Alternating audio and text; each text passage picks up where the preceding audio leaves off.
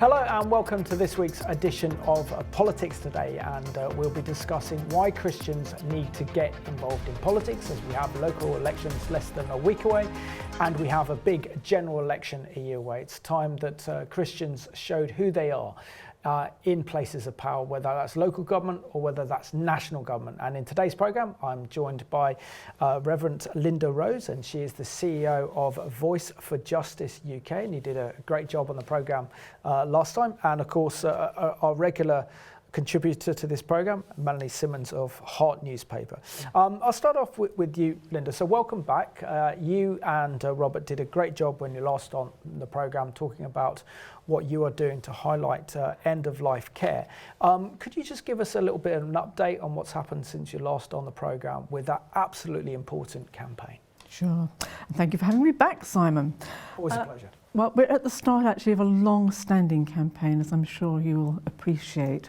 And it's been actually really interesting because since the report was launched, we have been inundated with people contacting us and saying, this happened to me, or it's even, this is happening to me now, and just asking for help. So it's absolutely staggering. I had a call only a couple of days ago from a man whose mother, aged 71, had been taken into hospital, and she'd had COVID a while back and had breathing problems. So she went in just for breathing problems. They all thought she'd be out the next day. And in fact, she was put on a do not resuscitate order as soon as she went in, which of course is an active order because it involves stopping all food and hydration, stopping medication, and giving people midazolam or morphine, or a combination of both. And this happened to this poor lady, and she died 5 days later, completely inappropriately and prematurely. And this is just the latest case in a long line. So we are now trying to help this man put forward a complaint and to get in a full investigation, which we've been trying to do with this whole string of complaints that are coming to us. We're finding that there's we're getting some attention from politicians, which is great, but we're also finding that actually some are not really, they're just not responding as we hoped that they would do. And I can't help feeling that one of the problems is that there is a strong push for assisted dying, the legalisation of assisted dying going on, and there's an active suppression of anything that runs counter to that. So this is a mountain that we have to climb, but by God's grace, we will climb it. So at the moment, we are trying to get a meeting with the Secretary of State for Health, and we'll take it forward from there. So it's an ongoing campaign, Simon, and it needs people still to be writing to their MPs and saying, have you read this report? What are you going to do about it? Wonderful, Lynda. Well, keep up the good work, and I'm so pleased with what you are doing and putting pressure on our members of Parliament and also our government to look after the dignity of those people who are going into hospital, particularly those at the end of care whose situation is very, very vulnerable. And, it wouldn't be Melanie on the programme without you letting us know what is on the front page of the new edition of Heart newspaper. So yeah, here's your chance. And you're also involved in a speaking engagement, I think, at the weekend. Well, I'm not, yes, not quite, but yes. So this is the latest paper. It's been out for a few weeks, came out in time on Palm Sunday, but the cover's still very valid. And inside we actually have a report on Lynda's event, the launch of her the launch of her report, which is very well worth reading. It's easy to read, and everyone I mention it to says, I know someone that happened to.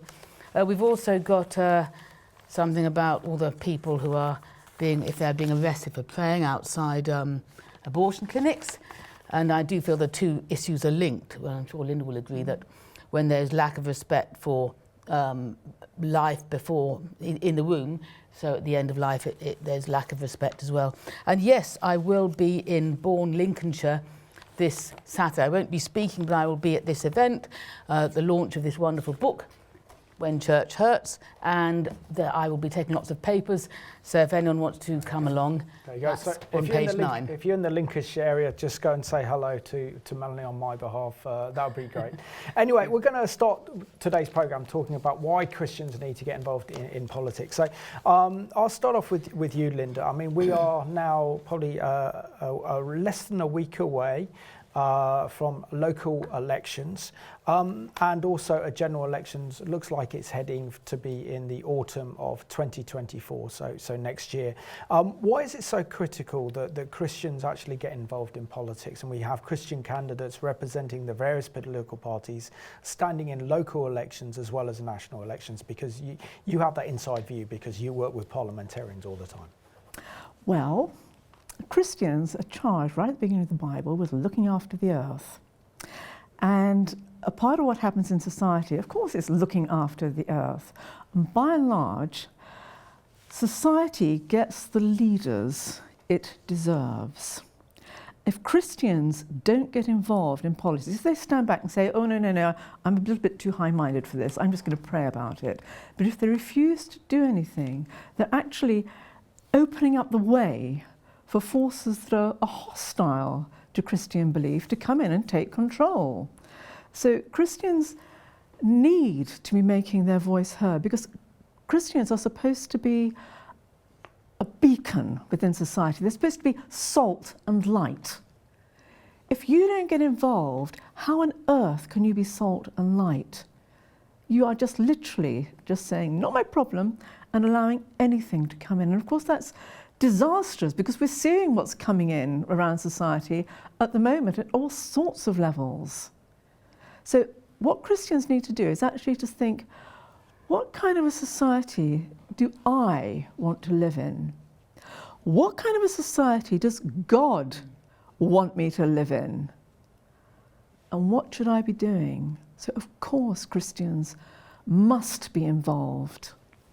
And Melanie, we're living at a time where we're seeing a fundamental clash, as it were, almost of spirits, I would say, between what seems to be Christian values against very progressive liberal values. And at the moment, our government favours those progressive liberal values and wants to clearly reject our Judeo-Christian heritage, and also the role of the church as well. Pretty much going along with what Lynda has just said, is that sadly the church in our day is pretty much ceasing to be the conscience of the nation, and that's its role. So in light of this, doesn't this make politics even more important? That if we surrender so much territory to the enemy, it's very, very difficult to win that territory back, and of course it's righteousness that exalts a nation. I think I completely agree, but I think that it's a question of perception, because the media makes such a lot of noise, and Kate Forbes, for instance, who we've got on page 2 of the paper, what she went through being crucified in the run-up to the SNP leadership contest for speaking out her biblical values. But it's a perception. It is that some people are making a lot of noise and they're being given a lot of space in the media, in the secular media, whereas I believe there is a silent majority who actually espouse Christian values, or espouse but would support them and not be against them. And for instance, with Kate Forbes, in late February, a panel based on Sunday Times survey found nearly a quarter of the Scottish public would have liked her to win the leadership, compared with just 15% for Hamza Yousaf. And one of his first acts when he got into Butte House was to hold an Islamic prayer meeting. Yes, there are a lot of people who would actually not disagree with Christian values, and that's why I actually am also keen on the small Christian party like the Heritage Party, Christian People's Alliance, because they have stuck their heads above the parapet and they say, well, this is what we stand for. I mean, the Heritage Party doesn't say, well, we are Christian, but they espouse some Christian values, and so I believe Christians should go and be councillors in the elections if possible. But you need courage and you need to have your answers ready. Oh, absolutely. And Lynda, you have very much, you and your excellent organisation, which is Voice for Justice UK, are kind of on the front line, aren't you, when it comes to some of the big social issues of our day, from helping to create awareness on issues such as abortion, education, assisted dying, and you actually actively engage with parliamentarians. So how important is it to actually engage with parliamentarians and members of Parliament, but also to support your Christian allies in the House of Commons that you do, who take up these issues and raise these issues where it matters, and that's in Parliament? It's tremendously important because, of course, parliamentarians, these are the people that make the laws, it's the laws that actually govern how we live. So it's very, very important to be engaging with them. And one thing that I really have discovered is that a lot of MPs, they're obviously very, very busy people. And with the best one in the world, they can't know the full implications of a lot of the things that they are discussing. So one of our primary jobs, I think, is to give them the information and to try and make suggestions for laws that will benefit society. So it's important to be giving them proper information, the facts, so that they really can make an informed decision. And it's very important to give support to Christian MPs, because I think there is a climate of real intimidation at the moment that makes a lot of people very fearful of actually putting their head above the parapet.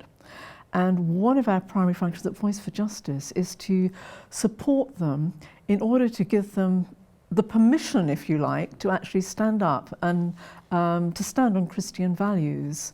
So it all hangs together, and this is something that we can all do. We need to be supporting and encouraging Christian MPs and those who put forward the policies that we think are good. And people can do this at a local level. You know, if your MP has done something that you think is good, then write and tell them. Give them that support so that they will be just encouraged to stand up the next time when they get a full blast from the other side. It makes a difference. That's why we work with parliamentarians. Absolutely, but also on that one as well, there's not only pressure on the MPs from their own constituents, but there's also pressure from the party leaders and sometimes on moral issues to follow government line, even though that could be going against their conscience. So it is pretty difficult, isn't it, to be a Christian member in Parliament and to speak up for biblical values without having the threat of losing the whip or facing a lot of difficult struggles, or not even being promoted within the government to positions of ministerial responsibility. I think that's a big problem, and someone who I can't name, but I was speaking to a Christian MP only recently, and he said, I love what you're doing, but I can't get too closely associated with you because this will have repercussions on my career, and I need to keep influence. So it's a difficult job for Christian MPs. But I do think sometimes they need to have a little bit more courage and to stand up a bit more, because it will gradually change the climate. The more we keep standing on what we believe and just pushing for policies that really will benefit everybody, the more impact it will have. And I think that we are chiseling away at the moment. You know, there's a great big dam in front of us, but we need to keep chiseling away, and one day that dam will come down and we will see, I do believe, Christian values coming out again to the fore. And Melanie, you are so right.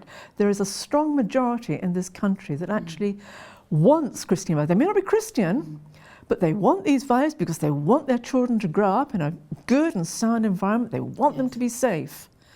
This is what we're doing. Yes.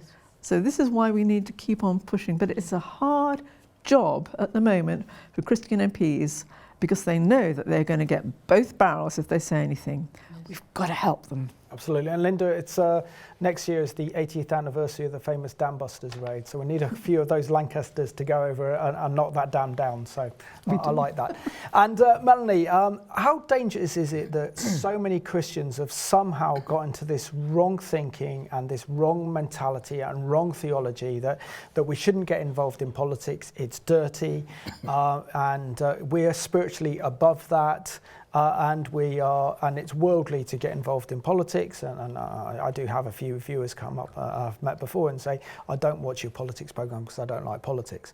But politics has an impact on every aspect of our life, doesn't it? Our spiritual life, going to church, and our freedom to worship, our freedom to meet other Christians, to pray, to share the gospel publicly, to kind of how we are taxed, how we are governed, what legislation is over us. So to say that don't do politics I'm afraid we all do politics because we're in the world. We may not be of the world, but we're in it. So how vital is it to wake Christians up to realise that yes, politics matters, and we need Christians on the front line in politics, whether that's in local authorities, arguing on biblical issues and advocating for biblical issues, or in our national parliament to actually put Christian values and righteousness forward, because we know that righteousness exalts a nation. If we want our nation to be blessed and to be prospered and to prosper, then spiritually we've got to be right as a nation before God and come back to our Judeo-Christian heritage and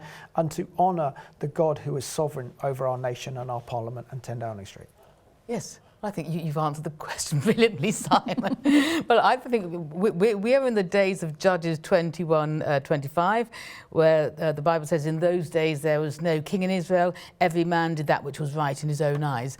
And the way you framed the question, it illustrates that people do not have a moral compass. Christians can provide that. And I think there's probably a lot of people in the nation who would ascribe to the 10 Commandments, but it is very difficult to actually speak these things out.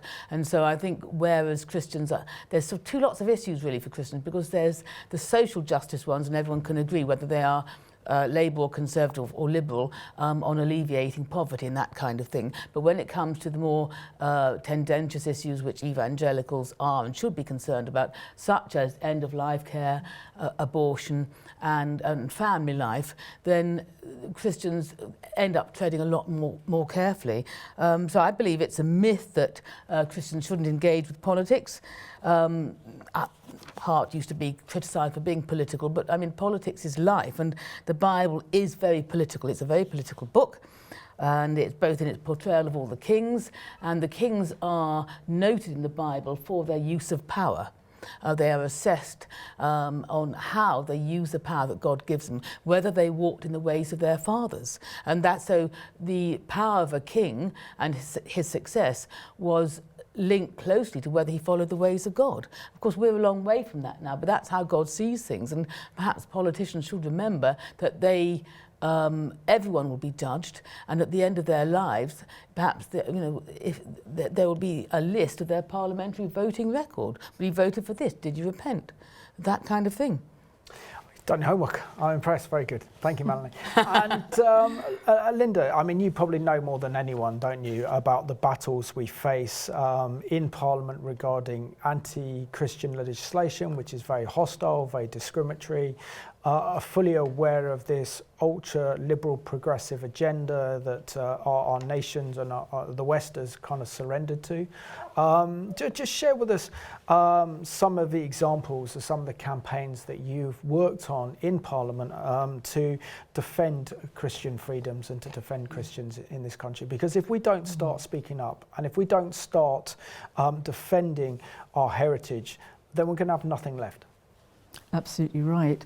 I think one of our major campaigns has actually been in the field of education, and this is quite deliberate on our part because it's been said, was it the Jesuits years ago, if you give me a child till he's 7, he's mine for life.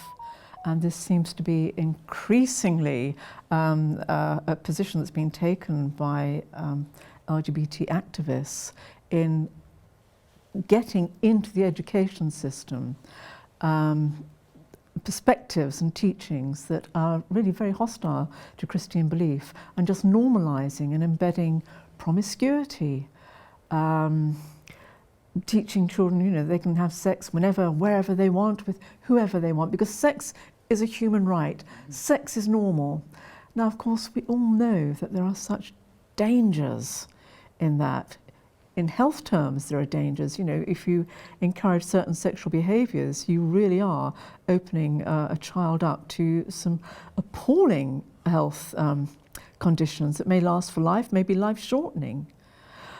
So all these things, we have been campaigning to protect children and to bring them back to a safer position. So one of our big campaigns is safeguarding and child protection. We obviously campaign for just life issues in general, so beginning of life with abortion and end of life now. And you may say with abortion, well, actually, no, this is the caring thing to do, because if a woman gets pregnant and it's not the right time for her to have a baby, then we should be supporting her. It's her choice. But actually, we've had 10 million abortions since 1967. Now, when you think about it, our population now is something like 67 million. 10 million abortions. Think about the balance that we have destroyed a tenth of our society, more than a tenth of our society. We are reaching a place where we are not reproducing in enough numbers to see the continuance of our society. So this has far-reaching implications, not just for individuals, but for the whole of society and for humanity as a whole. We are literally killing off the human race. So of course this is one of our campaigns within Parliament, to really defend women and their best interests, to defend the unborn, and to defend society, because it's as stark as that. What we are facing is extinction. We've got a lot today in the press about Extinction Rebellion and all the rest of it. I'm sorry. Climate change is not the real threat, Extinction Rebellion. Extinction Rebellion is the way that we act, the values that we are trying to impose on society, that is literally killing off and maiming the human race. So again, our campaigns are centering on that. Thank you. And Melanie, I mean, for example, about a week from this recording, it would be the local elections. And even locally, isn't it important as Christians to get involved in kind of local politics, where even if, for example, you can't instigate Christian legislation locally or to stand up for Christian issues locally, you can also prevent a lot of New Age practices or other, essentially harmful ideologies coming through, and to actually then stop some of this very destructive ideas being adopted by councils as well. So that's important, is it? That people get involved. They have to be called, I think, to politics, because it's a messy business. It's not easy, but they need to be called, don't they? But we need to get more Christians in local elections as well as in national elections. I think your comment when you asked me the previous question was a key to that, because you talked about keeping our freedoms, and there's a lot of pushback against these 15-minute cities, and they are being introduced by councils without consultations, I understand, just suddenly imposed. And that is completely undemocratic, and that is an area where Christians and other, right-thinking people can go in and make a difference. And I agree completely about New Age practices. I believe council sessions start with a prayer. There are a lot of false ideas floating about mustn't offend other religions, but this is nonsense.